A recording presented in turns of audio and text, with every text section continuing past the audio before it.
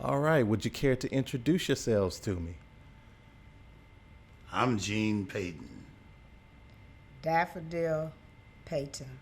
And you didn't even give me my $10 allowance.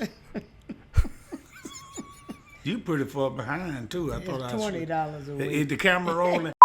She owed me about 15 weeks of allowance. Of back pay? Yeah. Show her your back pay?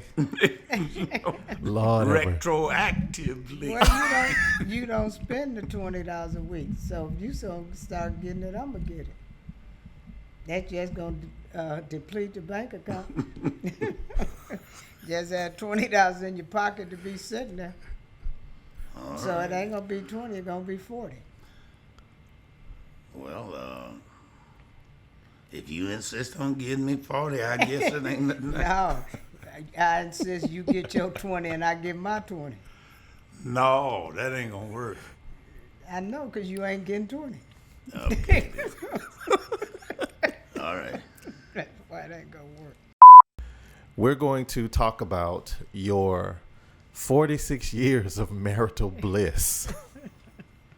Yes? No? Mr. Gene? Yes. The look on your face says differently. Yes. It was interesting that you said we're going to talk about the 46 years of marital bliss.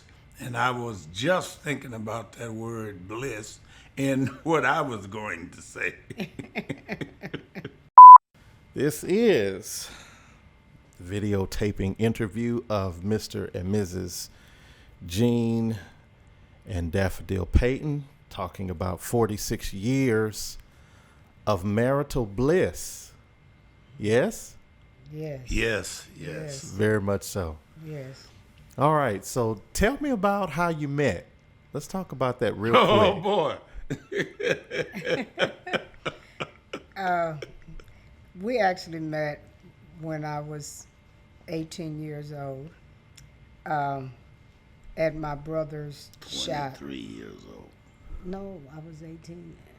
Oh, okay. Yes. Over there Yes, at LB's yes, shop. yes. Oh, boy. Yes, I was working for my brother's shop. He had a gadget shop. He had everything. And I was the cashier. And Gene walked in. And, my brother talked to him and whatever.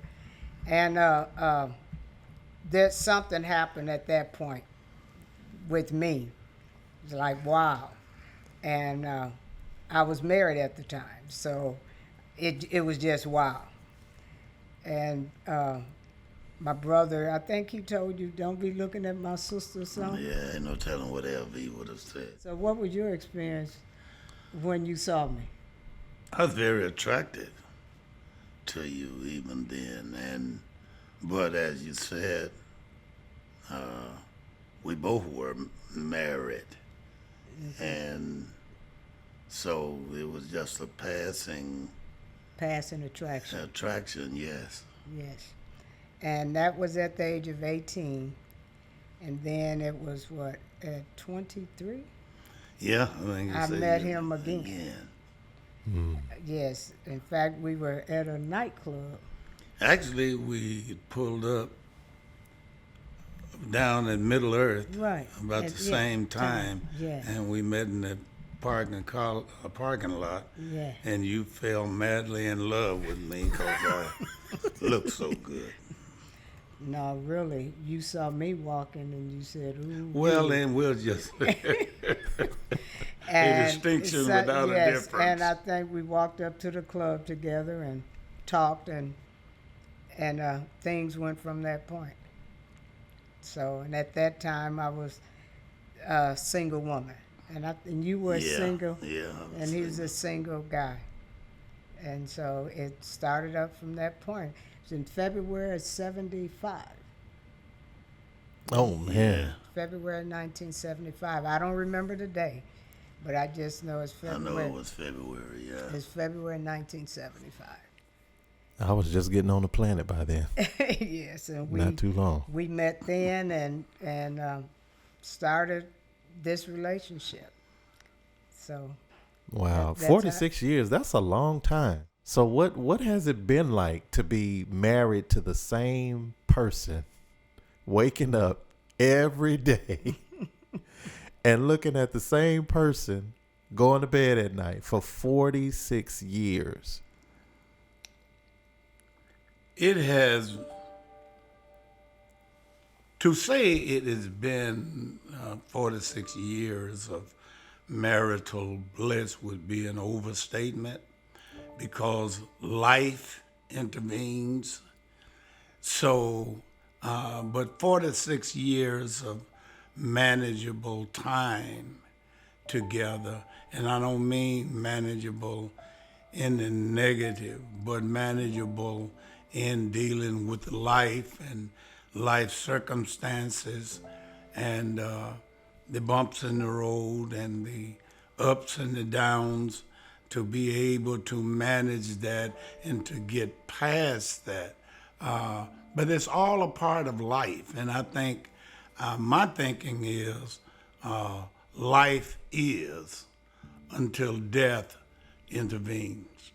And life is, to me, encompass the whole thing, all of it, the good, the bad, the ugly, the happy, the sad, life. You know, and there's no getting around that until death do us part. Yeah, I would think that after 46 years, definitely it's a given that you guys have had ups and downs and whatnot, and, had some times of adversity between one another. Have you ever argued with one another? Oh, Yes. God. We are too much alike. Our birthday, Why do you say too much? Because our birthday is 2 days apart. Oh, wow. His is July 24th, and mine is July 26th. Ah, okay. So we are a lot alike. And I realize I'm a very headstrong person, and so is he. So in the marriage, I have learned, or tried to learn, to honor his position. No, you don't. Okay. He said I don't, but I do. In our marriage, we've throughout the years we've bumped heads, but in the final analogy, we make decisions together, and we talk about it, though we may disagree. I'm a person, I thank God for God being in our lives, because he's the referee in it all. And when there's a disagreement, I don't push him. I leave him alone, and I pray about it. And I have to be honest, I said, Lord, you're going to have to tell him, because I can't tell him.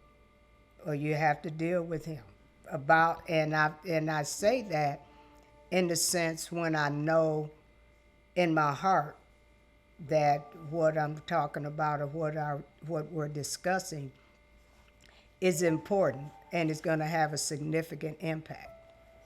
And so, and even when it comes to disagreements, I pray about it. And I pray for him, but I pray about it. And we always come back together to work it out. Because, there's been situations, and I just ask, and I'm just being honest, ask the Lord to deal with him. Lord, deal with him, because, Lord, you know this, and Lord, you know this, and you know this. And because you know it, you know what is right for us. And so, since I can't convince him, then I'm leaving that to you. And if he makes the wrong decision for us, then I know that you still in control of it, because I've turned it over to you. So it's going to work out either way. And how many times do you see him actually come around when you pray like that? Does he always come around? Yes. Yeah. You see God intervene? Yes, in I that see respect. God intervene. He does. I'm a vessel that is used by Christ, and sometimes we argue because I want to argue. It's not so much whether it's right or whether it's wrong. You still argue right now? Like a oh yeah. Like a fighter need a sparring partner. They ain't really fighting. They just sparring. Yeah. You just need somebody to spar with? Is that all it is? Well, there are times that it is. Then, of course, life deals us hands to where we either agree or we disagree. And when my disagreement is as adamant as my agreement. And I'm talking about when I really, really disagree. Mm-hmm. And to answer the question, in that's not always, that I'm going to come around to the same way of thinking because I truly disagree. Mm-hmm. And that has its problem. But that's all a part of life. I don't think there's a human being on the planet who've been together for any period of time, whether it be 46 years or 6 years, that has a 100% track record on agreement.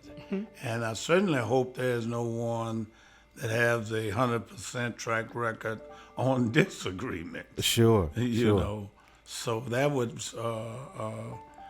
mean a miserable life, and no one is really deserving of that. However, things happen, marriages begin, and marriages end over those very issues. Even if it's something that I'm looking for in the situation, and he's allowed to make the final decision. Again, I said, Lord, then if that's your will, then that's what it is. Because at that point, if it's not the right decision and we go through the storm together and we come out together. So it may not always, it's not always what I want.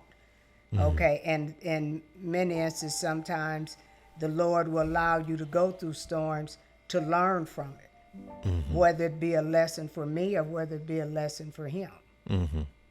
I just know that, okay, this is the decision. You want to go that way. We're going through it. This is where we are. And it's it could be a lesson learned, and that can go both ways. So in the case of my wife and I, both my wife and I both hear from the Lord, just as I expect both of you do as well. Mm-hmm. And in the beginning for us, my wife's level of clarity was almost intimidating for me. Mine came up, and I heard from God a little bit differently, and I believe that God deals with us, all in our own way, according to our character and the purpose that he's made us for. But in that particular instance, it was almost frightening in the beginning for how clear my wife would hear. And it took me time to become used to that. Did you guys ever have an experience like that? Or has it been more so both of you really just growing together and learning to hear the Lord as you grew? Quite honestly, I became somewhat resentful because it was hard for me to wrap my mind around this conversation that she was saying she was having with the Holy Spirit and with God. I could not comprehend. Well, he ain't told me nothing. If it's something I need to know, why is he telling you? Right. Right. But through growth, because I was born and reared in Mississippi, and when my mother went to church, everybody went, you know, and it just wasn't a whole lot in that for me because of the era in which I speak of and the economics of it overall. It was a very, very poor church. And as a kid, it just wasn't really anything in that for us. So what we had to do as children, we had to adapt to the older people's way of service. There was no such thing for us as children's church.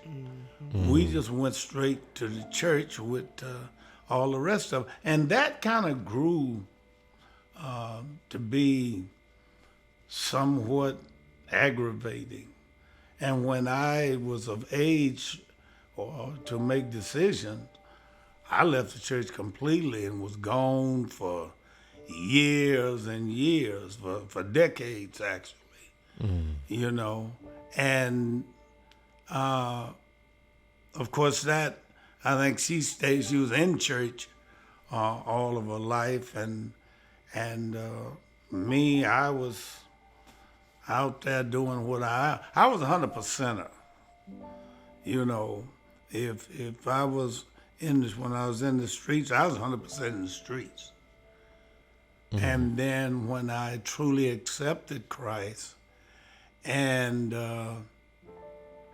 got involved into the church, I was 100% there as I am today. And, you know, it wasn't after the age of consent, it wasn't no going one way, you know, 5 days a week, 6 days a week, and Sunday going to getting up and go to church. I didn't do that. I felt like I'd have been hypocritical. And the one thing that I was not going to be was a hypocrite. And I used to say, I had a saying, that I am, that I am, and that I am also. And I meant it. So let's back up for a minute. Let's go back towards the beginning, when you first came into relationship with one another. When did you know that you had fallen in love with each other? I don't know. When did you fall in love with me? I felt that when I met you. Well, that was a good time. Because I had seen you before, and I knew it was something there. And as we began to go into the relationship, things just began to blossom. You know, I felt this. Be honest, I'd been married before, and I know this was totally different than what I had previously been involved in. And so, and I have to be honest, to go back a few steps. Before I met Jean, and like I said, I've been married before. I'd been separated and ended up divorcing several years before I met Jean. And I had basically went through celibacy for several years. Okay. And I fasted and I prayed and asked the Lord to send my husband. I prayed about him. And when I met him, the Lord said, "This is your husband." Wow. So would you say that was at the point, or at that point was when you fell in love with him? Yes, I knew that the Lord told me, "This is your husband." So we both were not ready to be where we needed to be at that point, but we did come together knowing that the relationship was supposed to be what it was supposed to be. But again, I prayed about it, and when I saw him, the Lord told me, that's your husband. I was a bit skeptical. I liked it, Dee Dee. I mean, because we used to laugh a lot. We used to, when we first met, we were, we was very, very compatible. And I don't know, love wasn't really at the forefront of my thinking, because at that point when we met, I was pretty recently out of the first marriage, and that kind of, I left there with a bit of baggage, and I was somewhat apprehensive about how far it was going to go. I didn't really think about it going as far as it did, as quickly as it did. And then after really getting into the relationship, it was pretty cool. It was cool, and we just kind of, I think we more or less just kind of grew together. That's kind of how I think about it. We just kind of grew into where we obviously ended up, which is where we are today. So you would say that it took you some time. It took me a little time. It took me a little time because yeah, I'm saying, I was pretty fresh out of a marriage situation, and so yeah, I was a bit apprehensive. Can't go too fast here. Yeah. So 46 years, and we're backing up again just a little bit. Both of you shared with me previously that you already had children from your previous relationships or whatnot. What has that been like? Because 46 years, I mean, you're talking dealing with Mr. Gene, your children's mother, and Miss Daffodil, your children's father. Well, I would have to say our children accepted it or dealt with it a different way. Each one individually dealt with it a different way. And some of them are still dealing with it. Wow. Would you say so? What? I said our children dealt with our relationship. Yeah, they absolutely did. And I said, would you say some are still dealing with it now, or you think they're okay now? I think they're okay now because they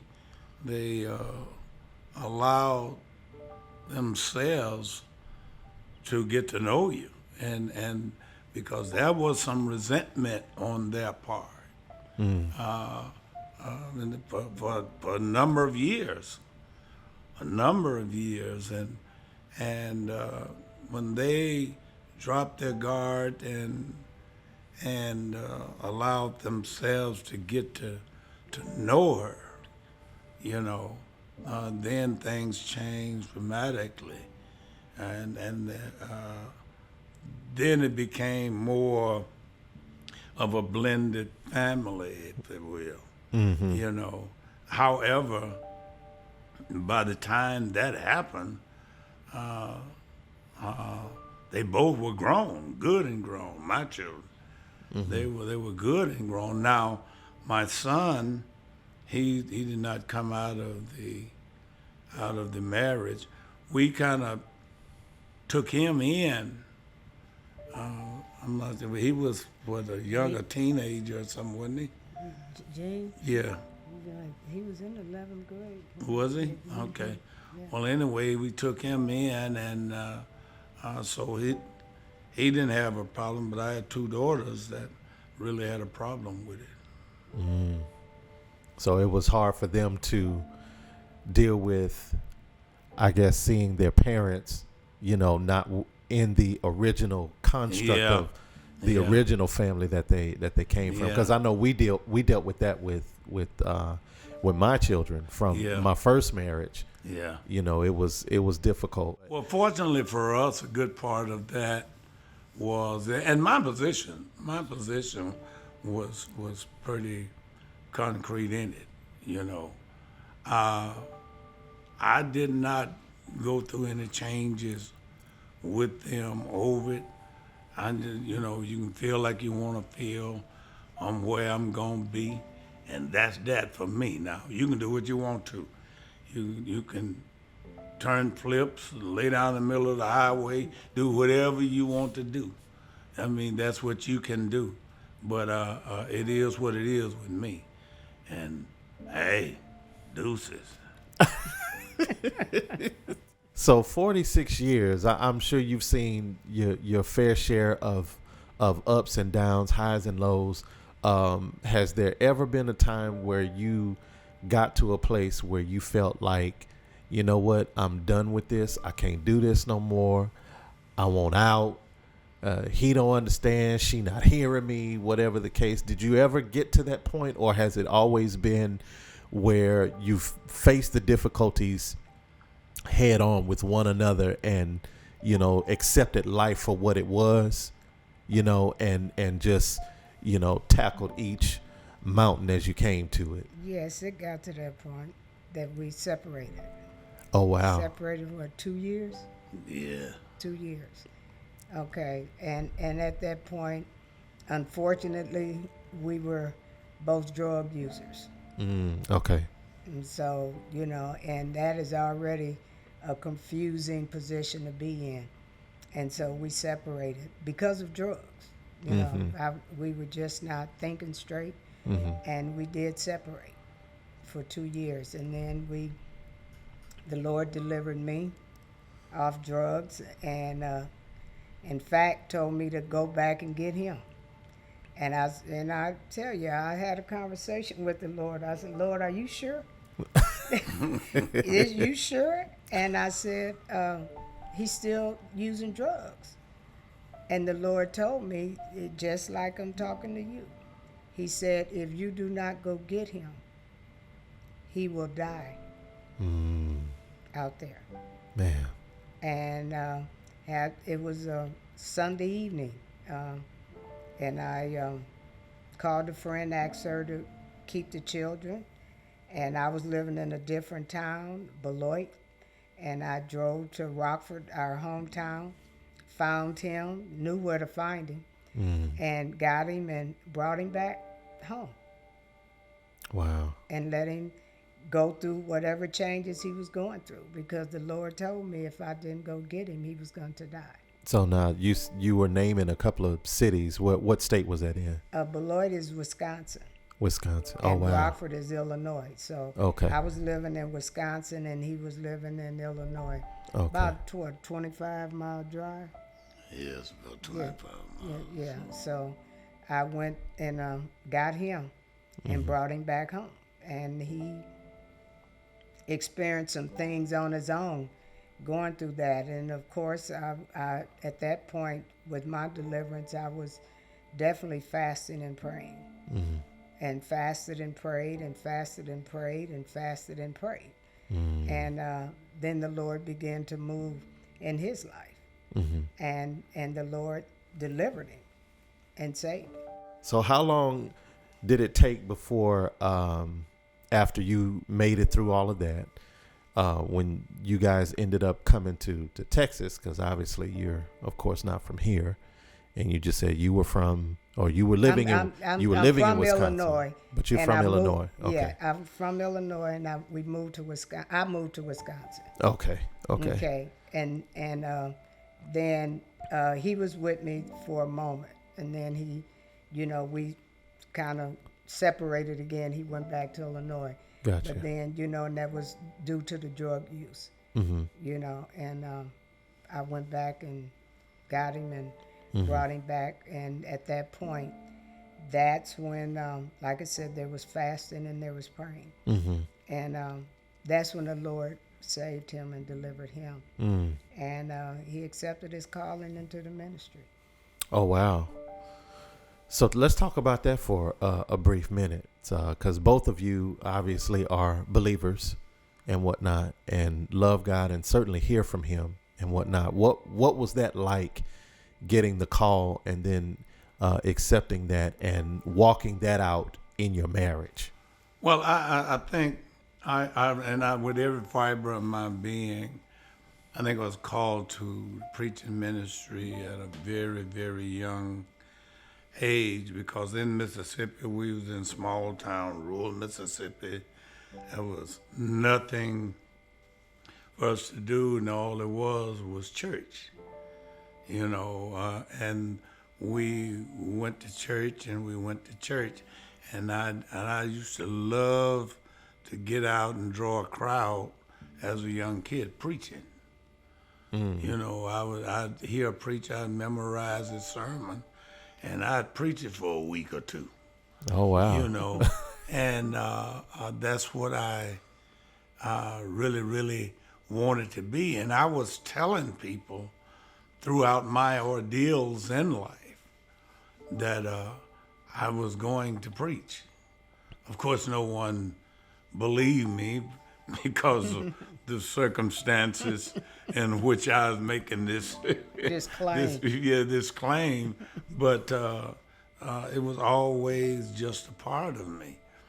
And when I got sick and tired of being sick and tired of the drugs and the alcohol and all of that, and I truly accepted my calling in to the preaching ministry. It was a new life. It was a new day. As the saying goes, I was truly born again. And I became that new creature that Paul talks about. And it's just kind of been that way to this point. Now, even that was not a 100% total fix to where that marital bliss came in and it became just that. It still gets to be rough. And every once in a while, here at this juncture, it can get a little bit rough. But it's not so much as to preventing or circumventing the storm. It's about how you deal in the midst of it all. And you just have to continue persevering. You have to continue moving forward, because after every cloudy day, the sun is going to shine after a while. All right. Now you sound like you're singing a song. Fast forwarding up to more recently, say the last 5-10 years or so, 46 years, that's a long time. A really long time.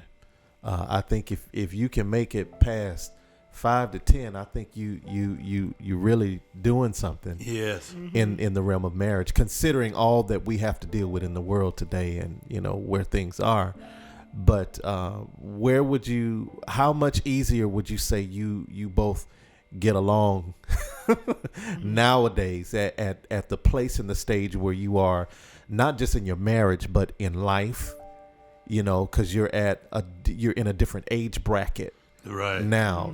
So of course you definitely see life through a different lens. Yes. What is your marriage like in contrast to that now?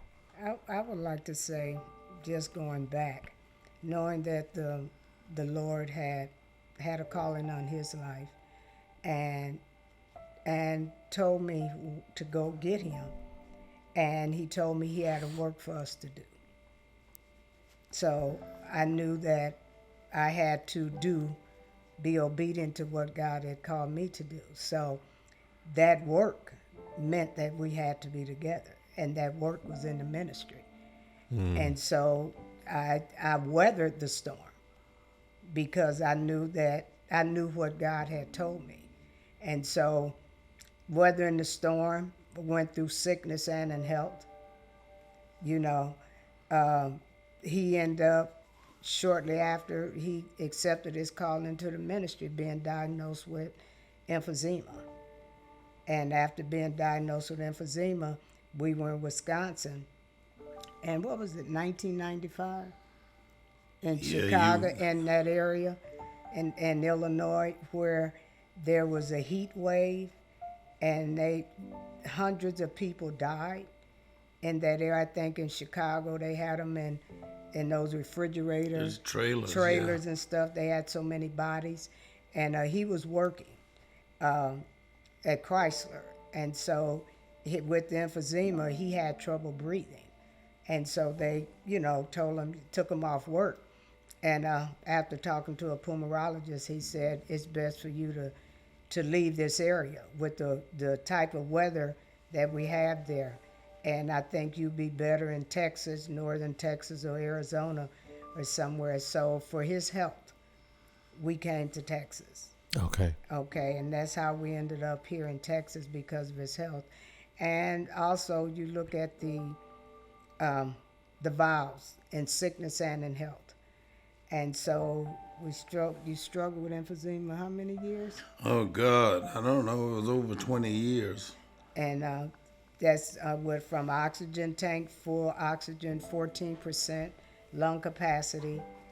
And he at the MCU, he was 50 when he retired off his job. He was 50, and he's 75 now. So wow. So he dealt with emphysema that long.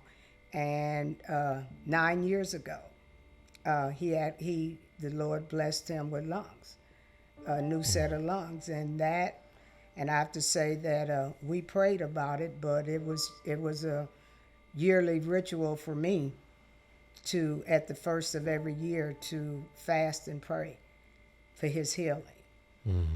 And 9 years ago, God healed him and gave him a new set of lungs, which gave him a new lease on life. And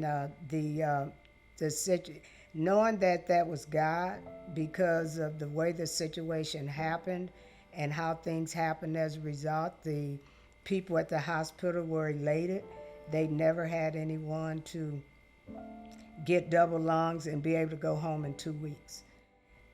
He was a lot of first. Wow. To the point that they actually put him on the billboards and the Metroplex. He's in the billboards in the airports. They put him on the 30th anniversary, in the 30th anniversary magazine for Baylor. We had a photo shoot, where they. So all of that to say how elated man was, but we know that it was God. We prayed about it. And so to go through marriage and taking care of him, being sick and couldn't breathe, and so plus working and taking care of, we actually adopted our grandchildren. So we had to take care. So I had young children, plus my husband, plus had to still work. So our being here in Texas has definitely, God has definitely covered and ordered our steps up to this point. What would you say to other young people or other married couples even? What would be some words of advice or wisdom, godly counsel that you would pass on to them to help them and encourage them? Because a lot of people don't make it past 46 months, and here you are 46 years. Well, one of the things about it all is the realness of it. You can't make that marriage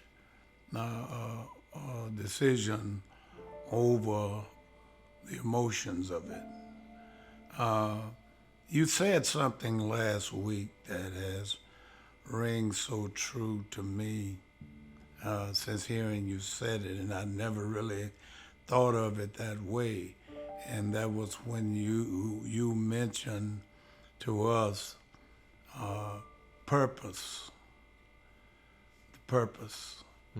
And in that purpose, God grants us pleasure. We cannot flip that script. We can't afford. Yeah. Marriage cannot flip that script to make the pleasure the number one reason or priority for getting married. You know, the purpose for us was to go through all that we've gone through, ultimately to get to where we are. We both are now in the ministry, and we love doing what we do. We thank by the grace of God, we have touched many lives. You know, I'm not made the blind man see and the lame man walk, and I can't claim none of that. But in our own purposely filled ways, we have made a difference in the lives of a number of people. And in that service, there's great pleasure. And then we find great pleasure with each other. So, and I think about what you were saying last week when you was here, and how much sense that makes. And I'm really, really grateful to hear that because it helps. Sure. It helps me to understand better. They say you can't teach old dogs new tricks, but I don't know if that's true or not. I never had an old dog. I'd like to say that to me, and it's been since the beginning, is to keep the Lord, keep God in your relationship, and have a relationship with God so that you can hear Him, so that He can speak to you, Yes. so that you will be obedient, because He will lead, guide, and direct you. And God loves us enough to discipline us and to tell us when we're wrong. And you have to go back and say you're sorry sometimes. Oh, yeah. You have to go back and admit you're wrong. You know, you have to admit I don't know everything. And so having God in the forefront of your marriage is what makes the difference. And so that has made the difference with us, is that the Lord has been there. And I have to say, the Lord, from my perspective, the Lord has been there from the beginning. I prayed and I asked. He directed my path. He ordered my steps. Okay, and throughout the marriage, when in sickness, you know, he came through, you know, in devastation. No matter what the situation was, we kept God first. And we listened to Him. Not necessarily about what we want to do, but what He has called us to do. Awesome. So, Well, I want to thank you all for sharing that. And I just believe that others will be blessed by this, your family, friends, whoever you share this with. So thank you for allowing us the opportunity to film this and to capture this for generations now and hopefully generations to come. amen. Thank you. Thank you.